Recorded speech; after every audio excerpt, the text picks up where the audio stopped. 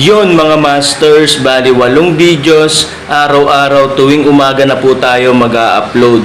Maraming salamat sa mga solid kong masters dyan na patuloy pa rin na sumusuporta sa aking mga ina-upload na kwento o videos. At sa mga hindi nag-skip, maraming salamat po sa inyong lahat. At mag-iingat po kayo palagi and God bless. Magandang gabi mga masters, bali ngayon po ay 8 videos po ma-upload ko po sa aking YouTube channel. Tama nga mga masters, 8 videos nga po ma-upload ko. Yon, what's up mga masters? Nandito na naman tayo sa panibagong araw, panibagong kabanata na naman ang pagsasama-samahan natin ngayon guys.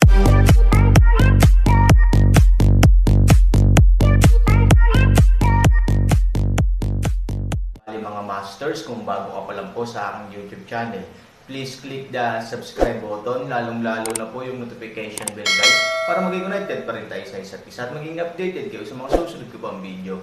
Bali mga masters, bago natin umpisahan ng kwento ay mag-shoutout po muna tayo para sa mga solid nating tagapakinig. Shoutout kay Yap Dabu at shoutout kay Ton Handox. Yun na nga mga masters, no? Bali hindi na ito patagalin. In 3, 2, 1, let's go!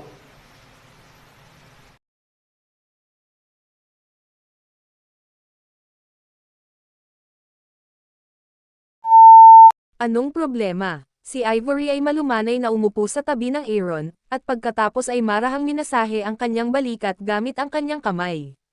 Napakaamo ng buong tao. Ngumiti si Hansani at lumingon. Sa mundong ito, natatakot ako na si Ivory lang ang makakapagparamdam kay Aaron ng napakatahimik kapag nag-ambala siya. Wala naman. Okay lang. Pagkabalik mo galing sa palasyo, pinag-aaralan mo na ang bagay na ito. Kahit si Zinner ay nag-good night sa tatay mo ngayon lang, at hindi mo na siya binalikan. Nakangiting sabi ni So. Nahiya si Aaron at tumingin sa kanyang natutulog na anak na babae. Sabi niya, I'm sorry, siguro masyado akong nakafocus kanina. I'll apologize to my daughter paggising niya bukas. Panipi, well, Nayaner doesn't mean to blame you. Alam kong busy ka. Bago pumikit, sinabi ko kay dad na mag-ingat. Nakangiting sabi ni Ivory. Aaron puso mainit-init, ang lahat ng sinasabi anak na babae ay maliit na cotton palaman jacket ama, kaya ito ay. Well, ano ang dahilan? Nakatitig ka sa bagay na ito mula nang bumalik ka mula sa palasyo. Hindi ko talaga maintindihan. Ano ba ang dapat pag-aralan? Parang isang napakatandang tanso at bakal na bloke, mahinang tanong ni Ivory. Sa katunayan, nang makita ito ni Aroy, nakita rin niya ito, ngunit hindi niya talaga alam kung ano ang kaakit-akit sa lahat ng maliliit na bagay. Bago na i-inject ang enerhiya, ang buong dragon plate ay parang isang tumpok ng mga sirang piraso na nababalot ng putik at tansong kalawang. Maliit na butas lang sa gitna ang nakikita ng hubad na mata, at may malabong bakas sa butas. Kung hindi dahil sa Aaron na nakakita ng totoong mukha nito sa maliwanag na liwanag noon, imposibleng i-connecte ito sa anumang larawan sa pamamagitan lamang ng kasalukuyang hitsura nito. After the light of that streak, it is actually the same as the mark of Pangu clan. Sa kasalukuyan, ang mga bagay na alam ko ay may tatak ng Pangu. Bukod sa palakol ni Pangu, si Xiao Tao at ang kanyang pinsan ay ang mga inapo ni Pangu. Ngunit may mga ganun din. So I wonder if it is also related to Pangu, Aaron. What does the Wang family say? Tanong ni Ivory. Hindi nila alam. Ang alam lang nila ay mula pa sa sinaunang panahon. Sinasabi rin nila na nagmamana ito ng kapangyarihan ng dominasyon. Sumimangot si Aaron. Ang kapangyarihan ng dominasyon. Sumimangot si Ivory. Hindi pa niya narinig ang ganitong uri ng kapangyarihan. Hindi pa niya ito nakita bago. Tumanggo si Han Sanchen, tinapik ang isang piraso ng enerhiya sa kanyang kamay, at sinindihan ang dragon plate. Nang muling umikot ang berdeng ilaw na dragon, muling lumiwanag ang gitnang bahagi ng dragon, at muling lumitaw ang hukay at marka sa harap ni Ivory. Nagulat din si Ivory sa eksena. Ngunit hindi ko alam kung paano gamitin ito, kung ano paman. Ang malungkot na paraan ng Aaron. Bagamat ang puso ng pamilya ng dragon ay patuloy na nagbibigay ng enerhiya, ito ay kasing lakas ng Aaron. Alam din niya na ang kapasidad ng pagsipsip ng dragon plate ay masyadong malakas at siya ay lubhang matigas. Sa katunayan, hindi ko maintindihan ang dragon dish. Gaya pa ma Aaron, lagi kong iniisip na ito ay kamangha-manghang. Ito ay isang tumpok ng scrap iron lamang ngayon, ngunit ngayon ay lumiliko ang Dragon Frisbee. Ang pinakamahalaga, talagang nararamdaman ko na naglalaman ito isang napakalakas na kapangyarihan. Sumasang-ayon si Ivory. Tumanggo si Aaron. Alam din niya na hindi ito isang ordinaryong bagay. Ang pamilya Wang ay pinahahalagahan ito sa maraming buhay. Natural, iba ito. Sa katunayan, ang iniisip ko noon ay ang butas sa paligid ng marka. Lagi kong iniisip na ito ay biglaan at kakaiba, hindi ba? Tanong ni Aaron. Tumanggo si Ivory. Sa katunayan, ganoon din ang naramdaman niya. Ito ay isang magandang disk. Mayroon itong 2 layer sa loob at labas. Maaaring gumalaw ang loob. Ngunit sa kasong ito, mayroong isang panloob na butas sa pinakagitnang bahagi. Kung ito ay isang purong bilog na panloob na butas, ito ay magiging okay. Kung pinagsama nito ang panloob at panlabas na mga gilid, hindi bababa sa ito ay mukhang isang 3 bilog na magkakapatong. Ngunit ang problema ay, ito ay isang hindi regular na bilog. Sa tingin ko ito ay kakaiba, masyadong. Tumanggo si Ivory, parang nasa maling lugar ito. Gayunpaman, makatwiran ang pag-iral, at dapat itong magkaroon ng papel nito. Oo, at pakiramdam ko palagi kong nakita ang kakaibang balangkas na ito sa isang lugar. Hinawakan ni Aaron ang kanyang ulo, ngunit saglit, hindi niya talaga maalala. To be exact, pagkatapos mag-isip magdamag, hindi niya naisip. Sa tingin ko lang ay parang napaka-pamilyar. I don't think you should be too impatient if you don't come here for some things. Marahang nag-iwan ng halik si Ivory sa mukha ni Aaron, matulog ka na, baka pagbangon mo, biglang lumiwanag ang utak mo. Tumanggo si Aaron at ngumiti ng mapait. Pagkatapos, sundan si Ivory upang humiga sa tabi ni Niner. Bagamat nakatulog siya, hindi ipinikit ni Aaron ang kanyang mga mata. Nag-iisip ka pa ba? Dahan-daang lumapit si Ivory sa Aaron at ipinatong ang kanyang ulo sa kanyang balikat. Bulong ni Aaron, "Wag mo nang isipin yon. Kakaiba ang butas. Paano mo malalaman kung ano ito? Siguro dahil nabubulok na ito sa sobrang tagal ng pagkakalagay, o baka naman keyhole." Nakangiting sabi ni Suyingxia. "Bakit keyhole ang tawag mo dito?" Ang Aaron ay napakabago sa ideya ni Ivory. Anyway, hinding-hindi niya ito iisipin, dahil halatang-halata ang hugis ng susi, hindi ba ang hugis ng disk ng dragon ay tulad ng kombinasyon ng buhay at kumpas? Hindi nakalas, ay hindi katumbas ng ay nakalap. At ang balangkas ng gitna ay guwang. Hindi ba parang kailangang ilagay ang susi? Ito ay tulad ng yin-yang 8 diagram na mata sa kahoy na kahon, bulong ni Ivory. Agad na sumimangot si Aaron. Ang tila walang katotohanan at random na mga ideya ni Ivory, ngunit tila makatwirang basahin ng mabuti ang mga ito. Ang disk sa gitna ng dragon plate ay maaaring itaboy sa pamamagitan ng puwersa, ngunit ang pangunahing buto ng pinakalabas at ang kaloob-loobang bahagi ay hindi pa naaalis. Bukod dito, maaaring may mga senyales ng pangusil sa hukay ng pangunahing sentro, na tila nagpapahiwatig na ito ay isang napaka-importanteng lugar nang buksan niya ito ay talagang binuksan niya ang dragon dish, kahit na sa ideyang ito, hindi alam ni Aaron kung ano ang pamilyar na susi, ngunit mayroon kaming isang tren ng pag-iisip at isang bagong direksyon at ideya. Ivory, paano kita makikitang napakatalino? Tumawa si Aaron, "Hehe, kung hindi matalino ang batang babae, paano niya mapapangasawa ang ating gwapong arot?" Si Ivory ay nagbiro din ng marahan na niyakap ni Aaron si Ivory, na nagpapatulog sa kanya ng maaga kinabukasan, kumatok ang pinto ni Aaron. Nang tumayo si Aaron at binuksan ang pinto, nagulat siya nang may dumating. Sa oras na ito, ang gamot na Diyos Pavilion Palasyo. Ang palasyo, na nagkakahalaga ng maraming pera upang itayo, ay sumasaklaw sa isang lugar na libu-libong mo. Sa isang sulyap, parang palasyo ng isang dinastiya.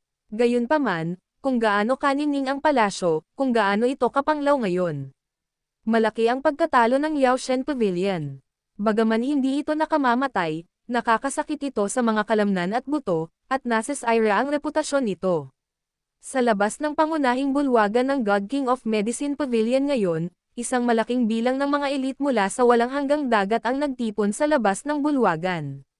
Sa loob ng bulwagan, narinig ang tunog ng mga sirang mesa at upuan. Nagalit si Aotian, at ang buong tao ay galit na galit. Wang Huanji, Ano ang gusto mong sabihin ko tungkol sa iyo? Aaron, tropa ito. Lahat ay natalo sa isang labanan. Yun lang ba? Ikaw karapat-dapat na maging isa sa tatlong Diyos. Ano ang iyong kalaban? Okay. Naninirahan sa dagat upang alalayan siya, ngunit nang makarating na siya sa larangan ng digmaan, bigla siyang sinabihan na siya ay nag-iisa. Nabigo ang gamot na God Pavilion. Pinangunahan ni Wang Janzi ang isang grupo ng mga tao at mga subordinate upang umatras mula sa larangan ng digmaan. Ibinaba ni Wang Wenji ang kanyang ulo at kinagat ang kanyang mga ngipin. Itong labanan, hindi siya nagkakasundo, dahil gulo ang pagkatalo. Alam mo ba kung paano namatay ang pinuno ng angkan sa tuktok ng asol na bundok isang araw? Malamig na sabi ni Aotian. Iniyuko ni Wang Janzi ang kanyang ulo at walang sinabi, ngunit sinabi ng isang senior executive sa isang ignorante na boses, patay na ba ang pinuno ng angkan sa tuktok ng asol na bundok? Ito ay isang magandang pagkakataon para sa atin. Panipi, pop, sinampal ng backhand ni Aotian ang madaldal na executive sa mukha. Galit siya at nakakatawa. Napatikip siya ng ngipin at sinabing, "Oo, patay na ako." Pinagtatawanan ko kayong mga babong baboy. Agad na tinakpan ng executive ang kanyang bibig at hindi nang ahas na magsalita. Ang kabalintunaan ni Aotian ay nagpatahimik din sa lahat ng nasasakupan ng Yaoshen Pavilion at hindi nang ahas na magsalita. Patriarch, bagamat hanggal ang mga taong ito, hindi natin maaaring baliwalain ang katotohanan na ang misteryosong lalaki ay buhay pa. Ang pinakamahalaga ay siya ay dating Aaron, ang manugang na may panggupalakol na tumulong sa pamilya, mahinang sabi ni Aoyong sa pagkakataong ito. Napabuntong hininga si Aotian at tumango, ito ang hindi ko inaasahan. Ang batang ito ay may napakaraming kakayahan. Bukod pa rito, kung siya ay Aaron, ipinapakita nito na mayroon pa siyang panguna palakol sa kanyang kamay. Kung hindi niya maalis ang anak na ito, siya ay magiging isang malaking problema sa hinaharap.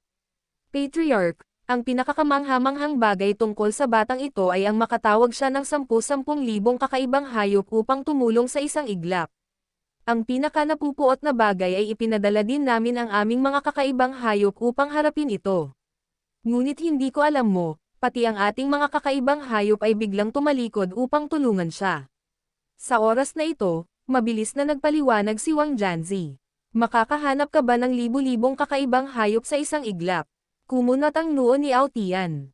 Gaano man kalaki ang storage ring, okay lang na maglagay dito ng 1 o 2 buhay na nilalang. Kung gusto mong maglagay ng 10,000 kakaibang hayop, huwag nating sabihin kung ang volume ay kayang tanggapin, ang lugar ng tirahan dito ay limitado. Paano ito ginawa ng Aaron? Hindi sumagot si Aotian. Ito ay medyo kakaiba. Ano pa, napakakakaiba ng mga kakaibang hayop na yan. We can deal with them last time, but it's very difficult next time. Parang biglang dumami ang mga accomplishment ng mga kakaibang hayop na yan. At ang Aaron ay parang isang malaking pagong. Minsan siyang natrap namin kasama ang 18 monghe sa dugo, at halos isang grupo namin ang bumugbog sa kanya sa mahabang panahon. Ngunit ang bata ay malubhang nasugatan lamang at hindi namatay. Kahit hindi ako patay, babalik ako ng wala pang kalahating oras. Parang wala lang. Clan Leader Ao, although natalo kami this time, hindi kami kasing bait ng iniisip mo. Pero Aaron talaga, isang batang lalaki muli, nakakamangha na ginagawa niya ang mga tao na hindi makapagsalita at nagpapababa ng moralidad sa amin ng sunod-sunod.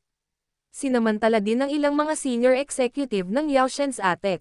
Si Ye Guocheng sa oras na ito ay humiwalay sa suporta ni Hu Yan, at pagkatapos ay lumuhad sa lupa, leader ng angkan ng Ao, sa susunod na Ye Guocheng. Ye Guocheng, natalo mo ang general, sa pagkakataong ito natalo tayo ng gamot na God Pavilion, malaking bahagi nito ay dahil isa kang hanggal na ginampanan ni Han Sanchen. How dare you come out and give a voice? Agad namang hindi nasiyahan si Commander Chen at tinawag ito. Sumimangot si Ye Guocheng at malamig na sinabi, "Oo, ang pagkabigo ng mga tropa sa likurang linya ay talagang sanhi ng aking pagkakamali, ngunit, Chen Rongsheng, paano ka? Nasaan ka noong digmaang sibil? Sa simula, kung makikinig ka sa akin at nag-set up ng isang ambush sa kalsada, ang Aaron ay hindi pa rin kilala." Galit na galit si Commander Chen, ngunit hindi niya mapabulaanan. Tama na. Gusto mo bang kagatin ng aso ang aso ngayon? Isang araw inumin, pagkatapos, hindi nasisiyahan ng swep isang dahon gucheng, umot-o mo ilagay. Oo, sabihin mo sa clan leader Au, alam ko kung bakit bigla na lang bumalik ang Aaron na puno ng dugo kapag nasugatan kami ng malubha. Yun ay dahil may kakaiba siyang ginseng baby sa paligid. Ye Gotcheng Rude, ginseng baby. Sumimangot si Aotian. First time ko din nakita yon. Pagkatapos, sinabi ni Ye Gotcheng kay Aotian at sa iba pa ang lahat ng proseso ng pakikipaglaban sa Renshanhua. Matapos marinig ito, hindi lang ang mga senior executive ng Yaoshen Pavilion ang natigilan, pati sina Aotian at Ao Yong ay nagkatinginan. Hindi pa nila narinig ang ganitong uri ng bagay, Patriarch, natatakot ako na tanungin mo ang iyong ama tungkol sa mga bagay na ito. Ako ang walang kamatayang Diyos ng dagat. Napaisip si Aoyong at mahinang sinabi sa tenga ni Aotian. Yun na nga mga masters, no? Bali panibagong kabanata na naman yung natapos natin ngayong gabi. Muli, maraming salamat po.